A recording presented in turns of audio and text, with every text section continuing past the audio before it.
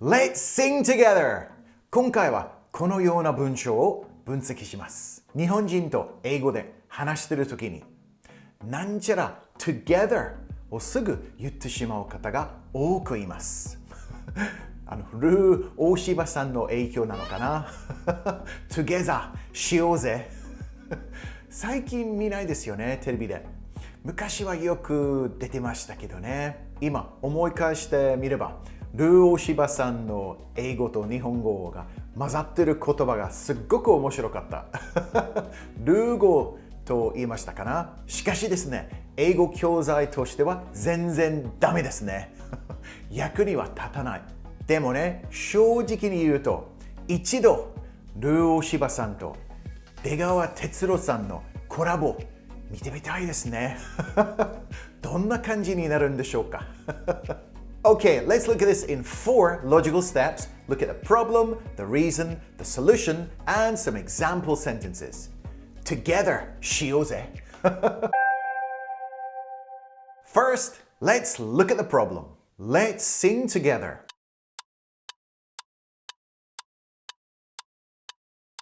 Let's sing together. Yep, I hear you. It looks fine.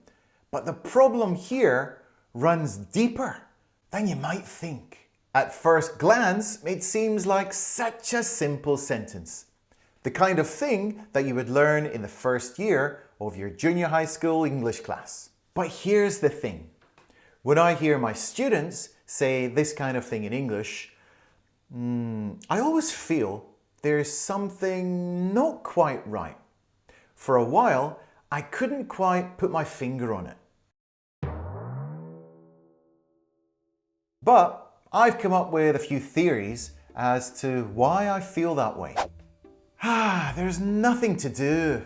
Yeah, I'm pretty bored. Oh, I've got an idea. What's that? Let's play cards together. Let's play cards together? You mean just you and me, right? Of course! Let's play Uno together. Sure, well, I guess we could do that. I've got the cards right here. Okay, let's play. Let's play together.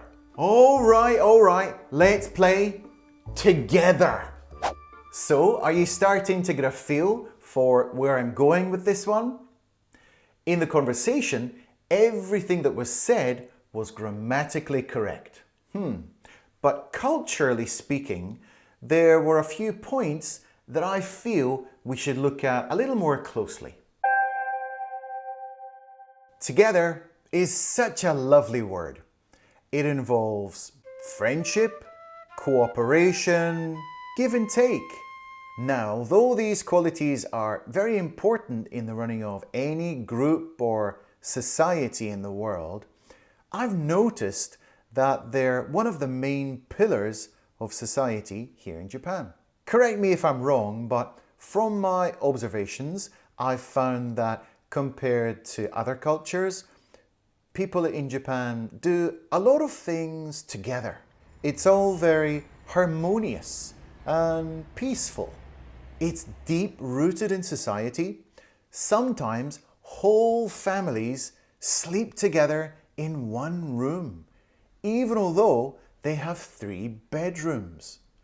School children learn how to clean their own classrooms together as a team. Some companies take trips with everyone in the office, all together. Of course, Japanese society is changing year by year.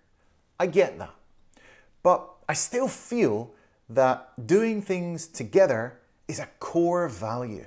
Okay, I'm getting sidetracked here. But when it comes to language, one of the first expressions that I learned in Japan was 一緒に I don't know why, but I heard it all the time. Now, the problem with the word together being used by Japanese people learning English is this. It's being overused. The best example of this is if you're using the word let's at the beginning of a sentence, then you don't need to use together at the end. It's overkill. So my conclusion is this: even although we do use the word together in English, we don't use it as much as in Japanese. So oftentimes it ends up sounding like it's just a bit too much. So let's talk solutions. If you're saying it too much, then just stop saying it as often. Well, that would be the obvious solution, but I feel we have to look at it more from a cultural standpoint. I feel the need to use the word together in Japanese is different compared to English. I would really only use the word together when I want to speak really clearly. What I mean is that we don't use it quite so flippantly. You'll often hear it being used by powerful politicians or business leaders. Together, we will make America great again. So looking at the original sentence, let's sing together, I think it's better if you just say, let's sing. Imagine you're at a concert. Let's say someone like Ed Sheeran. I'm pretty sure he wouldn't be so quick to say something like, let's sing together. He'd probably be more likely to say something along the lines of, everybody sing. Let me hear you sing. Sing it for me. Your turn. Sing with me.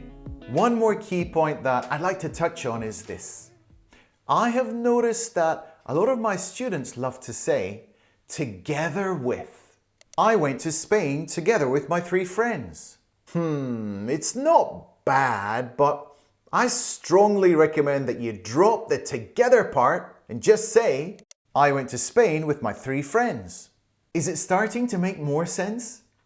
It's not only the overuse of together, it's the whole way of how English speakers naturally communicate. We do use the word together a lot in English, but not quite as much or in exactly the same way as you do in Japanese. I went to a wine tasting with some friends and we came back drunk as skunks. Now, did you notice that I didn't say together with? I completely omitted the word together. And if you are as drunk as a skunk, it means you are very, very drunk indeed. My wife's away for the weekend. So you're free? Let's go hiking to Mount Takao. When the cat's away, the mice will play. So did you notice from that little conversation there, I didn't say let's go to Mount Takao or let's go hiking together. It just sounds much more natural to completely omit together. And the expression, when the cat's away, the mice will play, is a proverb, and it just means when the figure of authority, like the boss or the wife, or I don't know, some kind of boss is away, then people can relax and have fun. John and Zoe are both going to the school information session, but they're not going together. So in this case, it seems fine to use the word together to make it nice and clear. In fact, if we don't use it, the sentence feels incomplete. Now, a school information session is an event held for prospective students to a school. Try not to say a school explanation or something like that. Yeah, this is a much better way to say it, an information session. Are you doing the project with Keiko? Watch out with that one. She's a bit of a skiver. The word skiver means someone who avoids work or responsibility. Not the kind of person you want on your project team. Did you hear that Hiroshi and Misaki are sleeping together? I can't get my head around it. In this situation, we need to use the word together as it's an idiom, sleeping together. If you can't get your head around something, it means you can't understand what's going on.